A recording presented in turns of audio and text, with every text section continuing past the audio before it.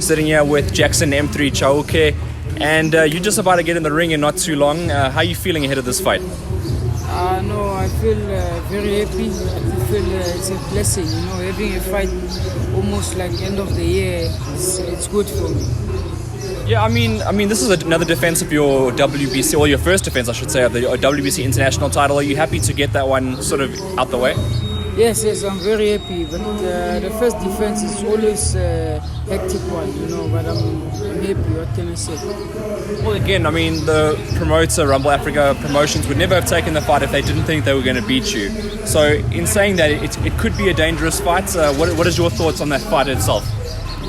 Any fight is a dangerous fight. I don't take any opponent easy. I don't underestimate anyone. I train hard for each and every fight I train for. Any boxer is with two hands also is like me. He can throw punches. I mean, he got where he is now. Being number one, he's been winning fights. So I take away nothing. He's a good boxer. He wouldn't take the fight. Each and every boxer that I fought thought they could beat me. So we'll see on the 6th of December. We're going to play a bit of a guessing game because we don't know. I mean, you don't know how good each opponent is before you step in the ring until you get in the ring. But I mean, if you have to guess or assume, how good do you think he is? I think he's good, but he's still wet behind the ears. He's been overrated, but that's what they do, all the boxers down there anyway. But he's good, but he's not good enough to beat me. Well, that's the thing, right? So you said he's wet behind the ears. Do you think that he's got potential to go on and do something? He's got potential to in the future. He needs experience. Obviously, he needs to fight more, fight different kind of opponents. But I don't see him beating me. Well, one of the things that a lot of people don't take into consideration, yes, you've had a long career, but you haven't had as many fights as someone that was 34 usually has. Do you feel fresh? I feel very fresh. I've been since the gyms opened from the lockdown, I've been keeping myself busy with sparring and all of that. I'm feeling fresh, What's something that you think you have that he doesn't have? I would say I've got a very big heart, which I think maybe he lacks there. So at the day of the fight, we'll see. Do you fear? And I know it's a WBC fight, and there's going to be, should be WBC judges. But do you fear anything about going to the Eastern Cape with regards to scorecards? I'll just cut it short. I don't think this fight will go through scorecards. I'm going there. I'm going to stop it. That's what I'm going to do. I don't want the fight to go through scorecards. What do you want to do? We're looking at Ntwanambe, and obviously you think you're going to win. You're very confident, but what do you want to do after this? After this, I'll want to fight more internationally. If I could, that one is up to my manager. But my aim is to fight more fights international, campaign international. Well, you had a taste of it in Russia. I mean, what was that experience like? It was a good experience being in a professional side. I learned a lot from that fight in Russia. Hoping that some things that we did there in that fight in Russia will come to play for this fight. Up until the fight now, what is training going to be like? Now we've done everything that we needed to done. I mean, if you're not fit now, it's only 2 weeks before the fight. There's nothing more I can do just to go to the ring. But I'm feeling very strong. I don't have weight problems. I'm ready. Do you follow the world's flyweight division? Do you follow who all the best guys in your division are, or do you just concentrate on sort of what you're doing? I follow the WBC champion Martinez. I follow him. Very good boxer, strong. I'd love to also have the chance to fight him one day. I don't want to take away from you as well, but there's other guys in South Africa like Solana who's got a potential chance of unifying against him. Would you like that fight for Maruti? I mean, Maruti I've got a lot of respect for Maruti. He's a very good champion, and then He's a former, he's also former chief sparring partner when we used to train together. I've got a good relationship with Moruti, no grudges, nothing. I respect him. But given the opportunity of me fighting him, I wouldn't back down to a fight, and then I'll fight him.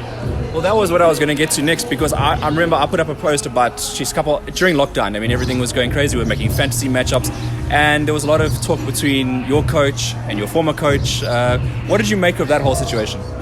You know, coaches can say whatever they want to say. They can say, Colin can say he knows me, that and that. At the end of the day, it's only me and Moruti who are going to fight, you know. But me, given a chance to fight a man like him, I'll take the chance. And how do you think that goes? I mean, obviously Moruti is the best at the moment, but you've got to want to prove yourself, and at some point, you've got to want to win a world title. Yes, if I have to fight Moruti, which means I'll have to train 10 times harder than like I do now. I have to dig deeper than I usually do, you know. But I have a lot of respect for him. But as a man, you know, when given an opportunity to fight someone, I wouldn't back down, you know. Even in the street, I wouldn't back down for a fight, you know. Fight's a fight. I mean, I've been in boxing for a long time now, you know. I give him respect, but given the fight, I'll take it. And even this fight against Ntwanambe, I mean, how serious is the camp?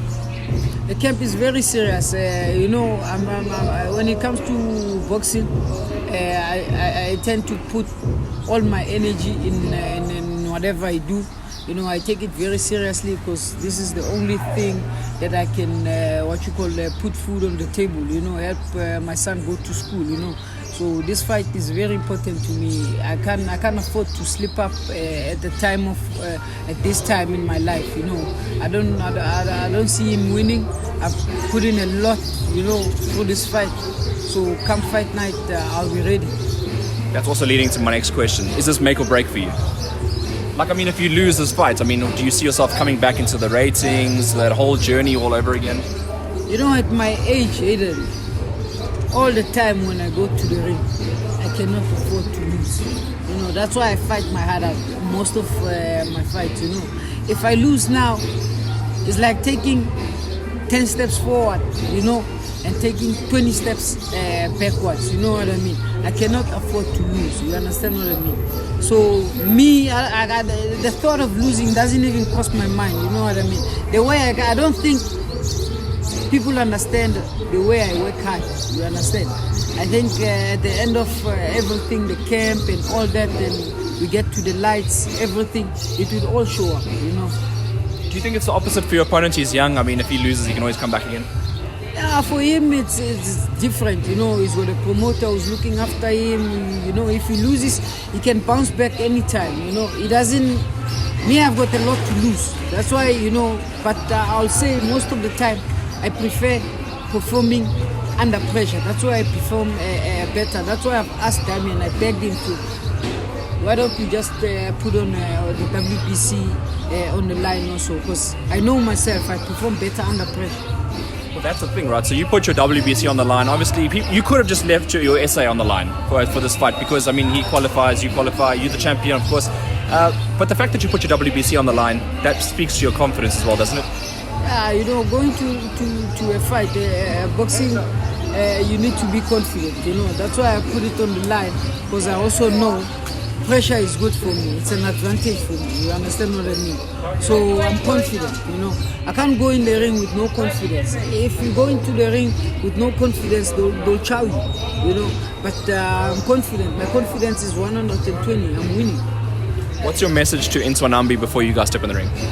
I'll just say he must bring his A game, you know, because we're there to fight, you know. No one is going to fight for you. No one is going to give you titles like that. You have to fight for them. Titles are not given to boxers. All the champions that been around, they fought for those belts. They were not given to them. You know, the promoter can love you and do whatever they want. At the end of the day, it's me and him. You understand? His mother, Nomfesane, will be there outside. You know, I just want to say again, the mother should be ringside. You understand? I wanted to cry. If she doesn't cry, it doesn't count. You understand? We start from round number 1. And then lastly, do you have a thank you or shout out to anybody? No, I'd just like to thank my sponsors, Davis and Earth Promotions, Earth Food, sorry, and what you call it, Saviga, I'm the reactions. And I'd like to thank Andy, because Damian is not around. He's been helping me a lot. He's been pushing me. And then thanking my manager for all the good work he's been doing for my career, you know, and my family and friends and everyone who's been supporting me on Facebook, sending messages. And thank you.